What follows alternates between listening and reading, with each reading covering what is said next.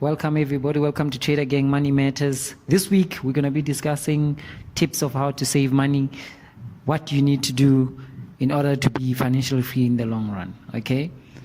Now, firstly, it's always important to recognize that the conventional ways of saving, outside of investing, outside of the markets, outside of trading, they work. Okay. So, for example, you have to save.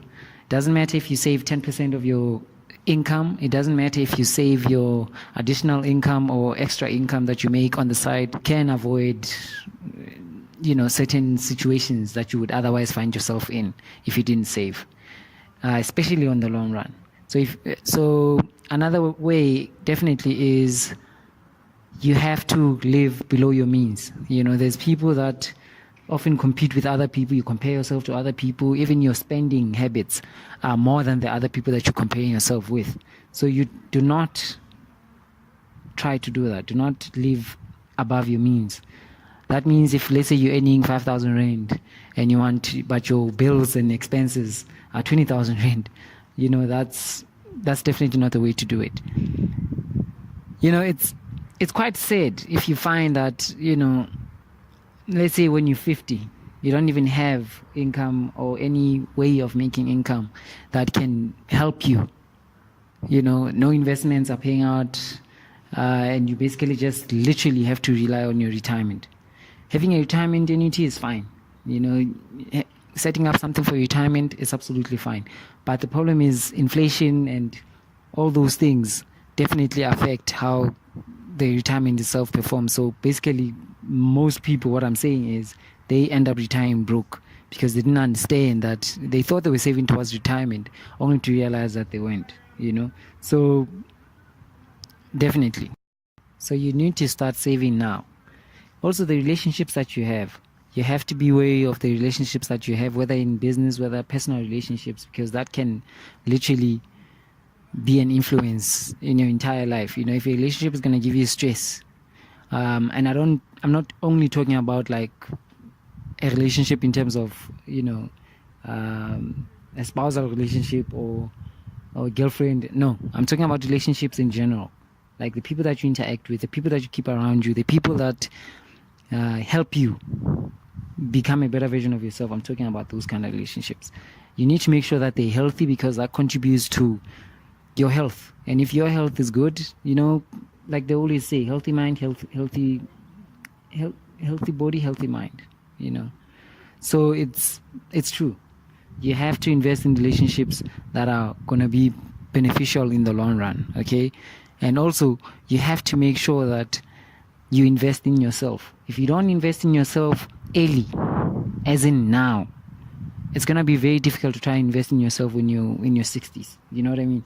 So, and if you think about it logically, if you were to, in your 60s, you're trying to sort of figure it out, only then, and only then you're trying to invest in a business idea, for example. If that business idea fails, unfortunately, you're not going to survive it. And unfortunately, there's things that entrepreneurs that they have to go through. Every entrepreneur has challenges that they have to get over. And once they pass those challenges, then I'm not saying it's easy to become an entrepreneur, but once you're done with that entire process of recovering from challenges that would have, knocked you out, then you start maneuvering yourself and you start learning how to move around. You know what I mean? So rather start early. It's always best to start early, because you don't know what life holds and you don't know what's coming tomorrow.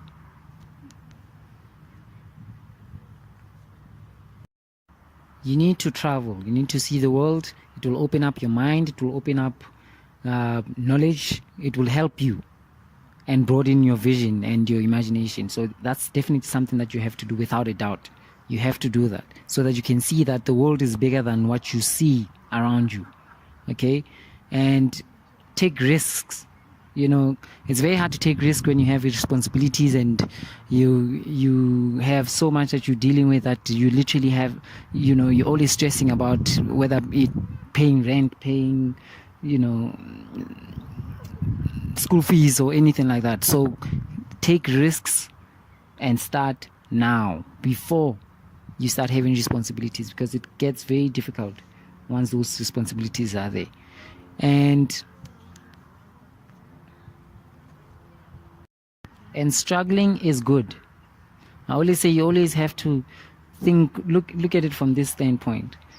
If you struggle right now, but you live the rest of your life as a champion, then that struggle is worth it. Either way, you're still going to get your fair share of the struggle. So you would rather have to, possibly deal with it at a young age so that you go past it, and so that you don't have to deal with it later on in life. Okay? Or you can, choose the latter and suffer in the long run and enjoy what's going on right now, I suppose, So it's totally up to you. These are the kind of, habits that you need to adopt. You need to change your mental habits.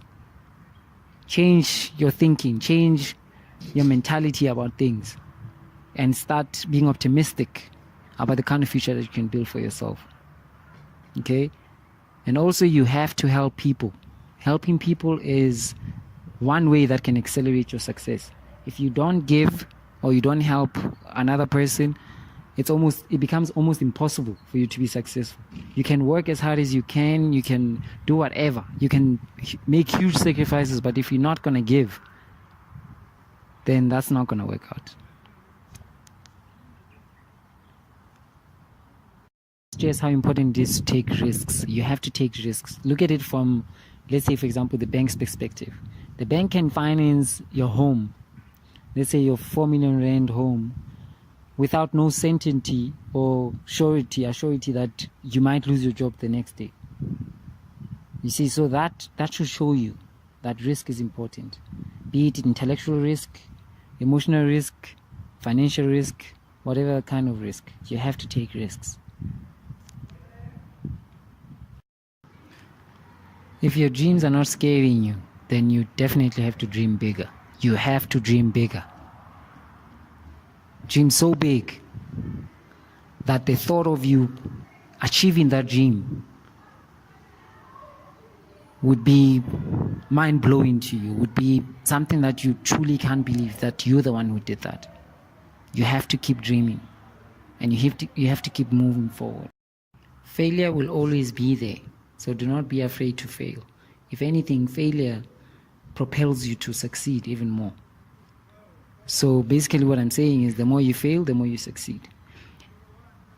For me, if I do something and it does not fail first, I question it.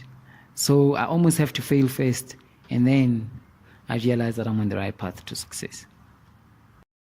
At this point in my life, I truly believe that I've achieved every dream that I ever wanted. I'm only literally left with one dream, and I'm gonna accomplish it.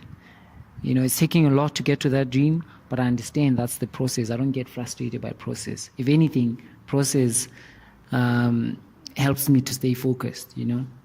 So you have to build something, create something, anything that you can pass on as your legacy, so to speak.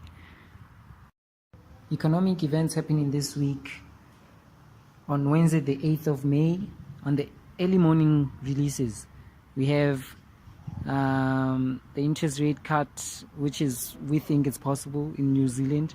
So RBNZ interest rate decision at the Reserve Bank of New Zealand is going to announce its interest rate decision during the Asian session, okay? And that would be happening at 3 o'clock in the morning, Greenwich Mean Time, okay, GMT. Focus on that pair, okay? All the interest rate decisions to be made, choose cautiously. Always remember, it's always easy to find problems, okay? It's so easy to find problems. The trick is being on the other side and actually finding the solutions to those problems. There's always problems everywhere. All you need to do is solve those problems. If you could interview or write a letter to the younger you, what would you say to them? Obviously, you cannot live your life wondering about what's going to happen tomorrow and being worried about that. But if you could speak to the younger version of you, what would you tell them? That should be your moral compass.